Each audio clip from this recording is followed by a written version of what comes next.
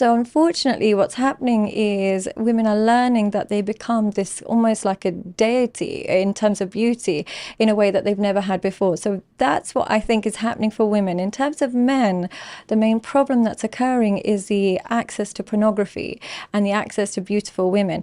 What that is doing is them seeing all these beautiful girls, thinking, I want those girls, but I don't want rejection.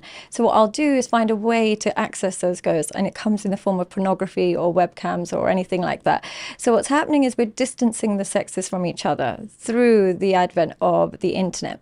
And if I could control the algorithm, I would wish there was a way of people being as honest and sincere as they possibly could be, and removing the idea of trying to protect themselves in the form of idolizing money or sex, because that's usually what people are doing. They're protecting themselves. They're going into relationships saying, I just want someone rich. Or a man is protecting his ego saying, I just want someone who's good at sex. They don't really want to get vulnerable with each other. I wish people could put that aside and put their true values of vulnerability and authenticity as a forefront, and then the algorithm could find them somebody along those lines rather than feeding their ego. It's an amazing breakdown of the problem set. What's the point of a relationship? I would imagine the point of a relationship is to kind of create a shared meaning and purpose.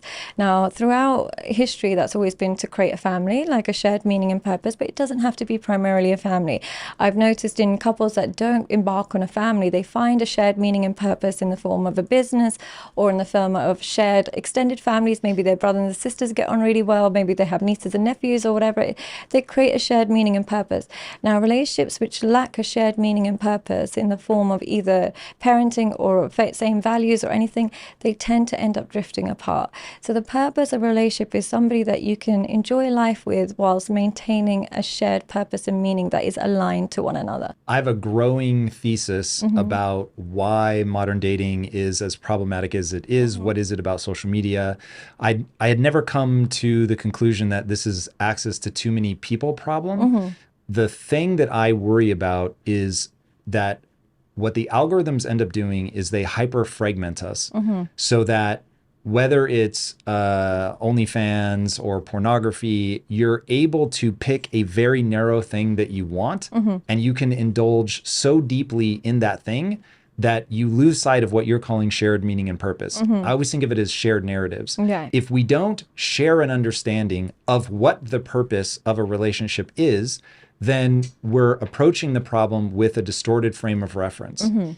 Now, my audience has heard me talk a lot about frame of reference, but just to set the table for this conversation. So your frame of reference is the distorted lens through which you view the entire world. Right. There is no way for it not to be distorted. Without getting into postmodernism, while I violently disagree with the postmodernist interpretation of the world, I understand how they end up going down that path because identifying what is objectively true is very difficult when we have a brain that has to simplify the world. And to simplify it, it basically creates a simulation. Right. And so we view the simulation and mistake it for objective reality. Right. So the algorithms allow you to really unintentionally get this hyper distorted view of what the world is, what women is, what a relationship is, what sex is, but you don't realize it's happening. Right. So you don't realize that you're It's coming to a distorted. conclusion about what a relationship is. It just happens. Right. And so you get the red pill or Right. you get the black pill, right? Yeah. And you get people that have a very unhelpful setup in terms of, if you're right and relationships are about shared meaning and purpose, I think you and I would both agree that the North Star, when you think about living your life well, is human flourishing. Yeah. What is going to, it's not happiness, I call it fulfillment.